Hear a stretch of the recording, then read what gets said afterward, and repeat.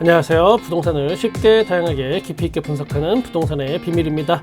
둔촌주공의 실거주 의무 폐지, 그 마지막 희망의 불씨가 또 한 번 사그라들었습니다. 결국 국회 문턱을 못 넘고 법안이 폐기됩니다. 그런데 또 여기서 희망의 끈 아주 희미하게나마 연결해 놓기는 또 했습니다. 오늘 이야기는 여기서부터 시작하면서 이어가 보겠습니다. 분양가 상한제 아파트에는 실거주 의무가 있습니다. 애초에 실거주 할 사람만 사라고 한 겁니다. 그래서 혜택을 준 겁니다. 제가 지난 영상에서 이미 물리도록 이야기했기 때문에 오늘은 가장 최근에 있던 실거주 의무 폐지에 대한 강력한 스토리만 몇 개 짚어보겠습니다. 2023년 12월 21일 실거주 의무에 대한 폐지를 여야가 논의를 했습니다. 물론 이거에 대한 결론이 안 났고 이대로면 법안이 폐기되어야 하는데 이게 또 보류가 되면서 이걸 한 번 더 불씨를 살려놓습니다. 12월 27일에 다시 만나서 회의를 하기로 했습니다. 그런데 이때 또 여당이 참여를 안 했습니다. 그러면서 완전히 이제 또 법안 폐기 수준에 들어가야 하는 게 맞는데 이거를 또 1월 9일에 본회의 직전에 한번 또 이야기하기로 합니다. 본회의 직전에 정말 끈질긴 생명력과 집요함이 이제는 두렵기까지도 합니다. 그렇게 1월 9일 법안 소위 개최가 있어야 하는데 이날 개최가 무산되면서 이제는 진짜로 폐기 수순을 밟게 됩니다. 그래도 또 실거주 의무 폐지에 대한 마지막 끈을 하나 희미하게나마 연결해 놨습니다. 정부에서는 법안 통과가 안 되더라도 추후에 법안 통과를 전제로 소급 적용을 하겠다라는 입장이라고 합니다. 또한 1월 달에 여야가 임시국회에서 원포인트로 이거를 추가 협상을 할 여지를 지금 남겨두기도 했습니다. 정말 그 집요함 정말 인정합니다. 현명한 판단이 있기를 바래 봅니다. 또 어떤 분들은 이렇게 이야기하기도 합니다. 실거주 의무가 적용되는 4만 4천 가구만이 아니고 분양시장 전방이 위축되고 전세시장이 불안이 가중될 수밖에 없다. 실수요자 위주로 주택을 공급한다는 원칙 때문에 정작 실수요자가 피해보는 모순적 상황을 그냥 놔둬서는 안 된다. 저는 이 의견에 크게 공감하지 않습니다. 사실 반대 의견입니다. 실수요자가 피해를 본다는 이야기 특히 그렇습니다. 둔촌주공 줍줍 4만여 명 몰려 최고 경쟁률 655대 1.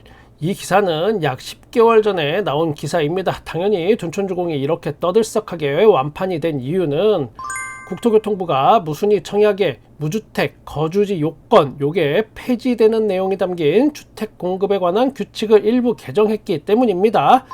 이로써 무주택자가 아닌 유주택자, 그러니까 집이 있는 사람도 이제 분양받을 수 있게 됐고 거주지역도 풀려서 꼭 서울에 살지 않아도 전국에서 둔촌주공을 분양받을 수 있게 했습니다. 이런데도 실거주자가 피해를 본다는 이야기를 하시는 분들이 계시는 게 저는 상식적으로 납득이 가지 않습니다. 그것도 부동산 전문가라고 하시는 분들이 이때 단톡방 같은데 떠돌던 이야기가 있어서 제가 하나 소개합니다.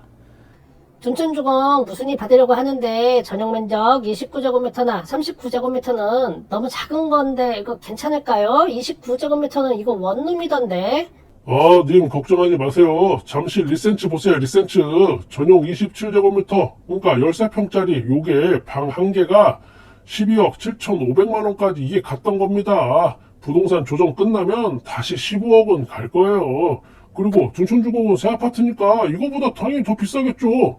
실거주 의무 풀어준다니까 뭐 전세 맞춰서 팔면 2배 장사는 됩니다. 이거 계약금만 있으면 중도금 대출 받아다가 프리미엄 받고 나중에 팔아도 이거 당장 몇 억은 남아요. 제가 좀 각색을 한 거지만 실제 이런 비슷한 이야기들이 막 여기저기 떠돌아 다녔습니다. 다시 한번 말하지만 실거주 의무 폐지를 안 해서 실거주자가 피해를 본다. 이게 무슨 뜻인지 저는 이해가 가지 않습니다. 그러면 이번엔 부동산 현장에서는 진짜 어떤 일이 벌어지고 있고 어떤 일이 앞으로 또 벌어질 것인지 이것도 한번 알아보겠습니다. 다음 달 입주 예정인 서울의 강동구 이편한 세상 고덕 어반 브릿지 여기 아파트가 있습니다. 이게 입주 예정입니다. 이 아파트는 입주 후에 5년 동안 실거주를 해야 하는 첫 번째 대상 중에 하나입니다. 둔촌주공도 아마도 여기를 보고 따라하지 않을까 예상을 해봅니다.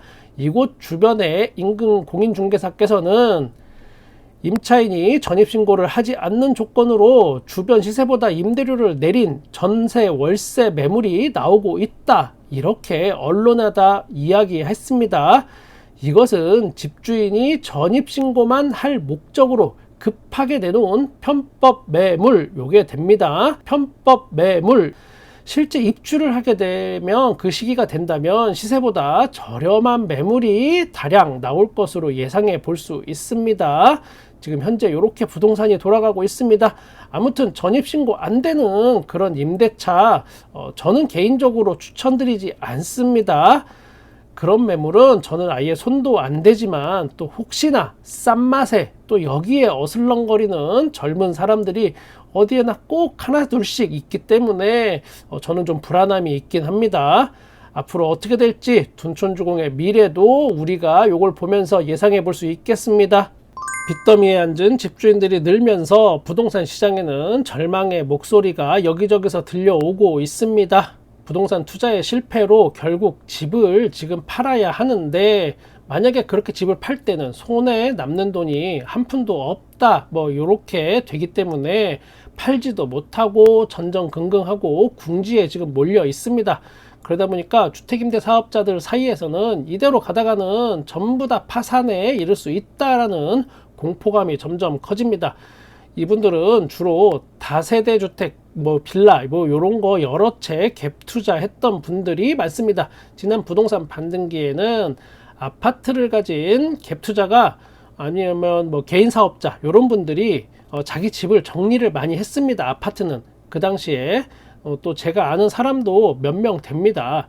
손해를 보든 뭘 하든 아파트는 일단 던질 수 있는데, 물건을 던져서 누가 주워 가는데, 그에 반해서 빌라나 뭐 다가구 주택 요런 거는 상대적으로 집을 정리하는 게 쉽지 않습니다. 그러다 보니까 점점 어려운 상황이 처해져 갑니다. 이 부분의 어떤 히스토리를 한번 살펴보면, 전세 월세 안정화를 한다고 임대사업자한테 그러니까 양도소득세 중과 면제해주고 또 종합부동산세도 깎아주고 그랬습니다. 그랬더니 무슨 일이 발생했나?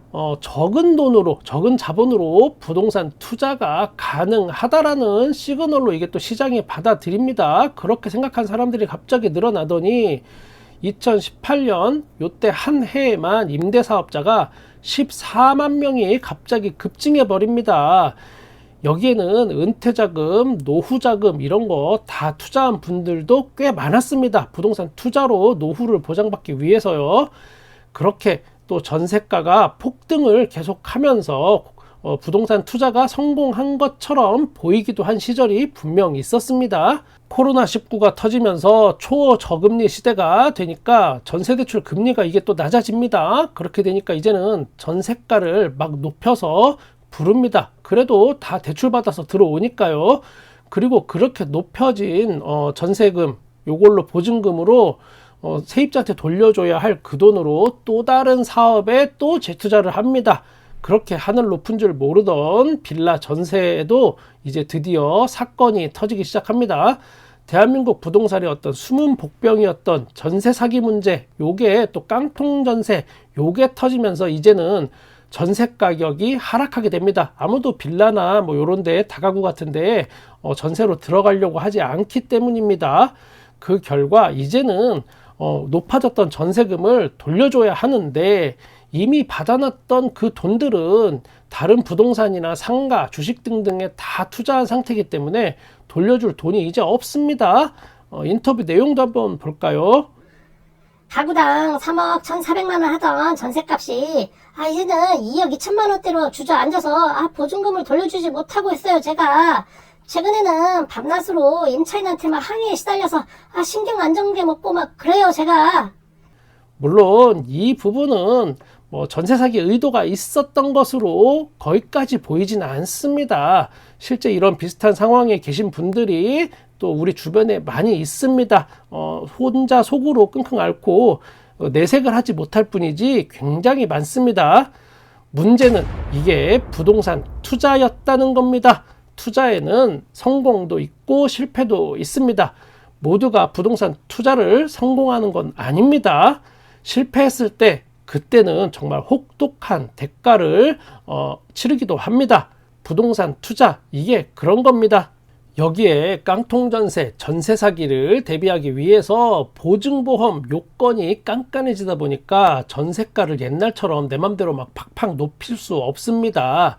보증보험 가입이 안 되면 그 집은 전세가 안 나간다라고 보면 됩니다. 어쩔 수 없이 전세 가격을 낮춰야 그나마 전세가 좀 빠지는 상황인데, 그러자니 앞선 인터뷰처럼 한 채당 1억씩 돈이 필요합니다. 만약에 이분이 10채를 이렇게 소액으로 빌라 투자를 했던 분이다, 그래서 잠깐 재미를 봤던 분이다, 그러면 10채면 10억이라는 돈을 당장 내줘야 하는 게 계속 순환적으로 돌아옵니다. 그런 여유가 없는 집주인들이 당연히 대부분일 수밖에 없습니다. 부동산 투자는 항상 신중해야 합니다. 부동산 현장에 있으면 원정 매매, 이거 정말 엄청 많이 봅니다. 저도 많이 봤습니다. 335 짝지어서 서울에서 지방으로 이렇게 부동산 원정 투자가 유행하던 시절이 2015년에서 한 2018년 요때 요런 게 굉장히 유행했었습니다. 그리고 그 이후에는 반대로 이제 지방에서 서울로 또 원정 투자가 많았습니다. 부동산 원정 투자. 우리가 풍선 효과 요런 거 이야기하는데 많이 들어보셨을 겁니다. 그 풍선 효과라는 게 서울이 꽉 차면 지방으로 가서 원정 투자하고, 지방이 이제 더 먹을 게 없다 싶으면 어떤 규제가 생겨서 못한다 그러면 이제는 다시 서울로 와서 원정 투자 오고 막 그럽니다. 지방분들이. 이런 일이 더 이상은 없었으면 좋겠다라는 생각이 듭니다.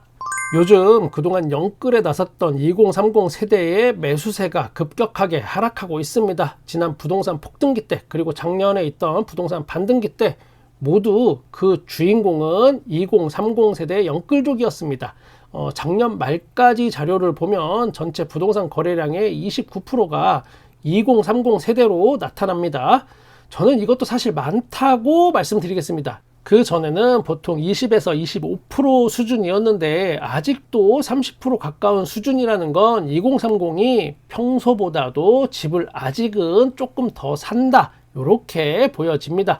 물론 부동산 폭등기와 반등기 때는 40%까지 치솟던 그 비율이 있습니다. 거기에 비하면 지금은 2030 세대가 집을 사는 비율이 하락한 건 맞습니다.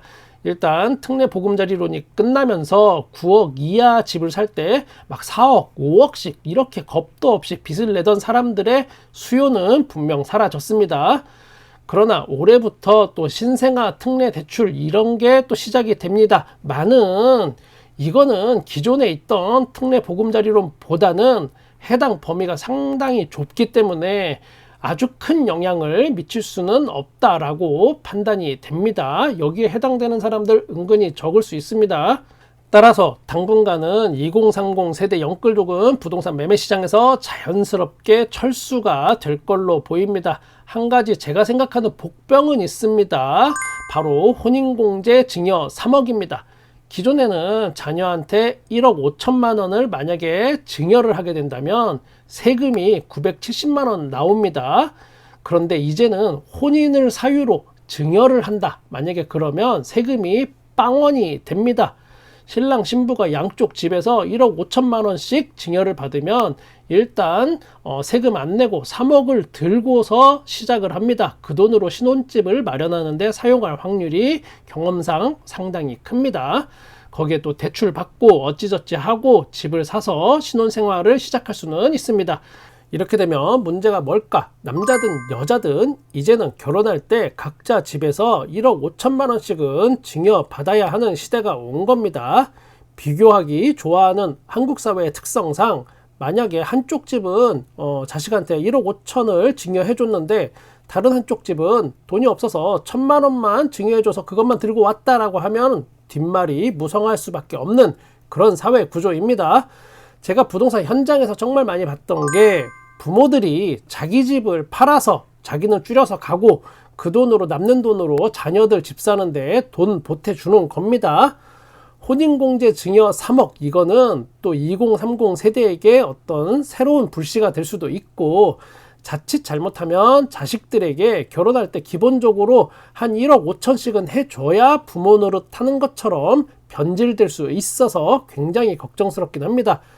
MZ세대들이 결혼을 왜 안 하려고 하는지, 그리고 또 아이를 왜 안 낳으려고 하는지, 그 근본적인 해결책이 무엇인지 우리 세대는 다시 한번 생각해 봐야겠습니다.